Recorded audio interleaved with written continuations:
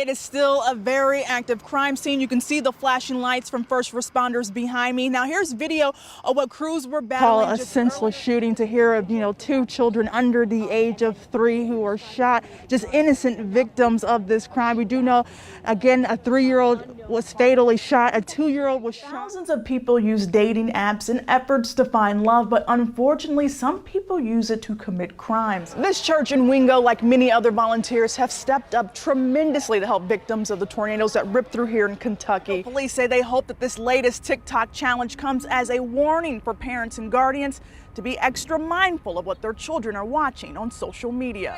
I think I got one of the best seats on the lawn here, front row. We got the students here, staff, alumni cheering on the Belmont women's basketball team as they take on the University of Tennessee. Yeah, this happened around 6:15 this evening at the Tiger Mart here gas station along Charlotte Avenue near I-40. Police tell us that baby was inside the car alone. That car was running with the keys inside when the suspect allegedly jumped in and took off. The announcement was dropped, of course, as we know today, and the executive director of the Manchester Chamber of Commerce tells us in all of the Bonnaroo years, she believes this is the fastest volunteers have ever signed up to help. However, the owners of the vehicle are aware of the situation. As we know, the SUV was underwater for more than a day and a half. Now, Clarksville police shut down part of Wilma Rudolph Boulevard around 1:30 this afternoon. Some serious crimes crossing 2 Tennessee counties. Law enforcement tell us a convicted murderer and rapist on parole allegedly kidnapped a woman over the weekend, running from the law, sending fear and panic throughout Clay County. I mean, as you can see behind me, I think it kind of speaks for itself. They tell us that they're going to come to downtown, they're going to come to Broadway for the experience, regardless of the cost. They say there's no price for a good time. Well, Carrie, right now she's saying it's still a little too early to celebrate, but right now the polls are showing that she has about 55% of the votes, about 9,000 votes so far from those precincts. She says that so far we have vaccinated more than 270,000 Tennesseans over the age of 70. The pandemic is not just a tough time on us adults, but mental health experts say with the uncertainty of schools and the future, it's also extremely difficult on our children. Amazing. I mean, she was the love of my life.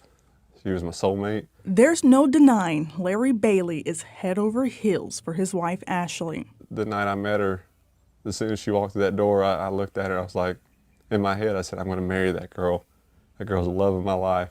Bailey did just that, and a few years later, they had a son. I'm going to take care of you, and you're going to grow up big and strong, just like your mama. Oh, thank you, buddy. On Monday, Bailey had to tell his 3-year-old son that his mommy went to heaven. Broken, lost, empty, like I'm in a bad dream and I can't wake up from it. Ashley, at just 37, was tragically killed when an alleged drunk driver drove into her car with her 3-year-old son Colson strapped to his car seat. But her friends and family say they don't want to remember how she died. They want to remember how Ashley lived her life. I want her memory to live on, and I want her memory to be an example of, just what a good person really is. Colson wasn't physically hurt in the crash, but his dad says losing his mom will certainly take an emotional toll on the toddler. Just because you don't see her, just because she's not here, she's always here. She's always here. And if you listen, you can hear her. Bailey says he's dreading Mother's Day in a couple weeks, but says he will always remember his sweet wife and what a wonderful mother she was.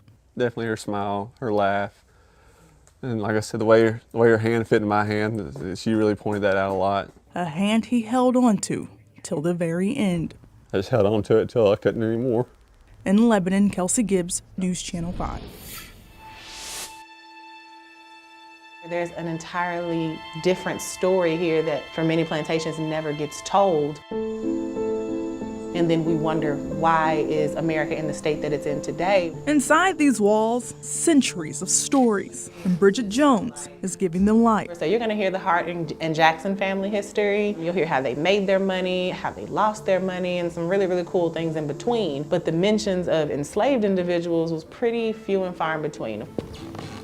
The first slaves arrived to Belmead in 1807, and as decades rolled on, the number tripled. So there were 136 of them here by 1860, based on the 1860 census record. So this is the historic kitchen. Jones is the first ever director of African American Studies at the Plantation Museum. It's a title, she says, she holds close to her heart. It makes me very emotional at times because this is a very personal story for me. I'm native to Tennessee. My family was enslaved in Tennessee. My mother's family was enslaved in Arkansas. In her role, Jones takes us through these doors and down these halls, walking in the footsteps of slaves on a journey of Jubilee. The blacksmiths and the stonemasons and the carpenters, these are all positions that were held by enslaved individuals. And 136 stories, Jones says, that are just as important today than they were more than centuries ago. Miss Savannah is the only nanny that I know of in the 99-year time span of the Bellmead Plantation. Jones says she is honored to have this position and to be a voice for a group of people who for far too long was told to be silent. I enjoy being able to feel like I'm doing my ancestors a service and